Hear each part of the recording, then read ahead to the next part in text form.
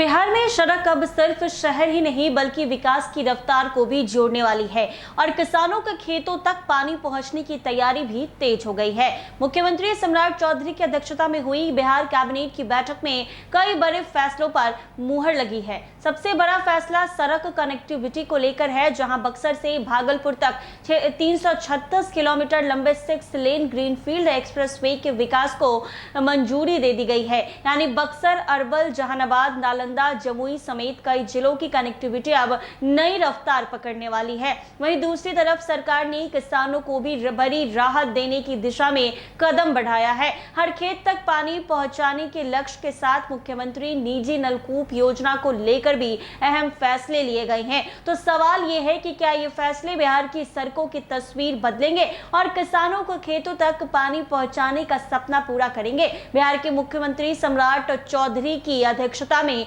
बुधवार यानी 19 अगस्त को कैबिनेट की मीटिंग जो है वो ली गई थी। इसमें कई एजेंडों पर मुहर लगी है। बिहार में सड़क कनेक्टिविटी को नई गति देने की दिशा में बड़ा कदम उठाया गया है। बक्सर भागलपुर 6 लेन वाया अरवल, नालंदा, जमुई, जहानाबाद एवं अन्य जिलों में fully access controlled greenfield expressway की लंबाई कुल 336 किलोमीटर को पीपीपी डिफॉल्ट टोल मॉडल पर बीएसआरडीसीएल के माध्यम से विकसित करने के प्रस्ताव को मंजूरी दी गई है। वहीं किसानों को भी बड़ा तोहफा मिला है। बिहार में हर खेत तक जल की पहुंच सुनिश्चित करने की दिशा में एक और महत्वपूर्ण कदम उठाया गया है। मुख्यमंत्री निजी नलकूप योजना के तहत वर्ष 2026 से 27 में 11,000 निजी नलकूपों के अधिष्ठापन के लिए 305.60 जो है करोड़ की पुनरीक्षित प्रशासनिक स्वीकृति प्रदान की गई है। एआई के क्षेत्र में भी बड़ा कदम उठाया गया है। बिहार में आर्टिफिशियल इंटेलिजेंस के क्षेत्र में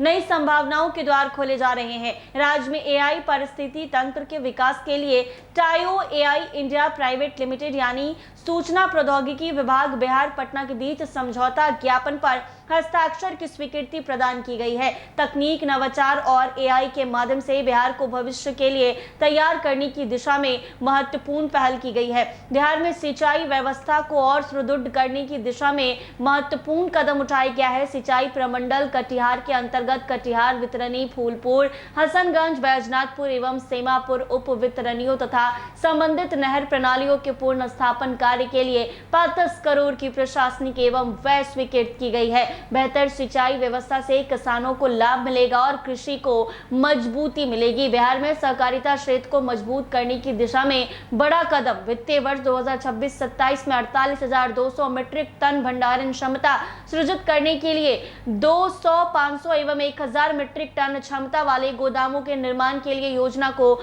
मंजूरी दी गई है।